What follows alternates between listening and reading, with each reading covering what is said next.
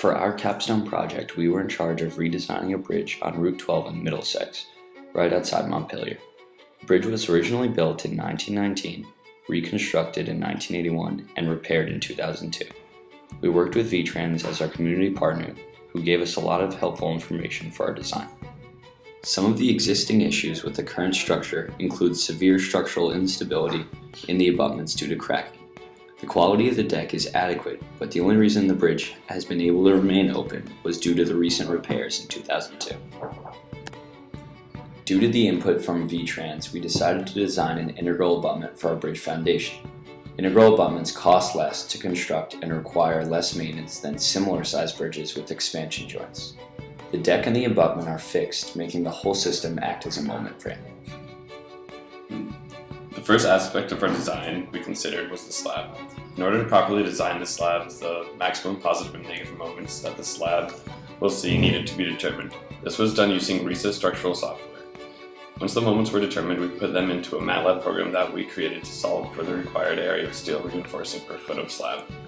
We then chose the appropriate bar sizes and the spacings for the reinforcing based off this output. Once the slab dimensions were established, the dead loads from the concrete were considered along with the live loads from trucks and input into a MATLAB code. This program was used for influence lines to find the maximum moment a beam would experience as a truck passed over the bridge.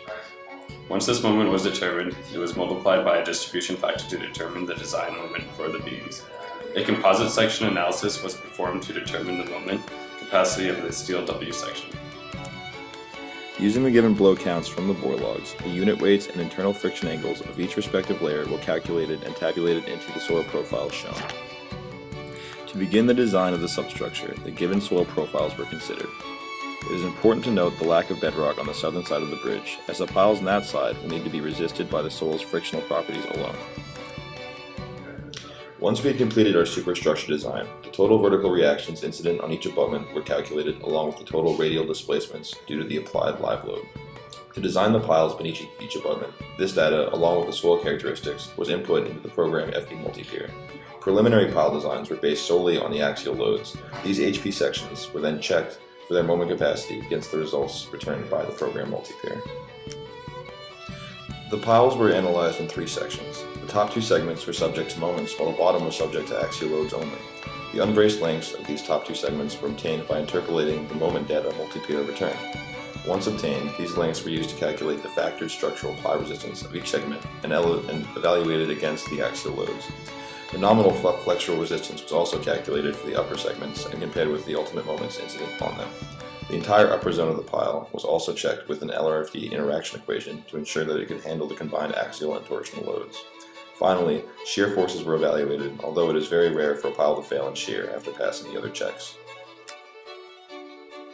Once the piles have passed all the checks mentioned, the maximum stresses the piles can safely handle need to be calculated for driving considerations.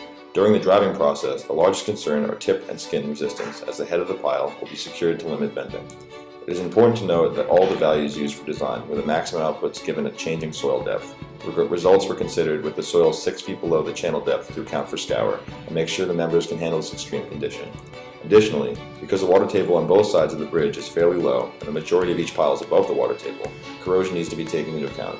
The final HP sections contain more area than is required to handle the given loads in order to account for said corrosion. During calculations, the lateral earth pressure and surcharge of construction was taken into account when designing the integral abutment and the wing wall. We calculated the 2 resultant forces for each and placed them on a simply supported beam which would act as our abutment. Maximum moment and reactions were then found to determine the amount of reinforcing steel that was needed for both abutment and wing wall. The wing walls are triangular cantilevered, which was chosen from the AASHTO LRFD design manual. In conclusion, we decided upon a bridge with a 50-foot span utilizing 5 W30 by 124 steel girder sections spaced 7 feet on center and braced with C15 by 33.9 diaphragms spaced 12 feet on center for increased stability.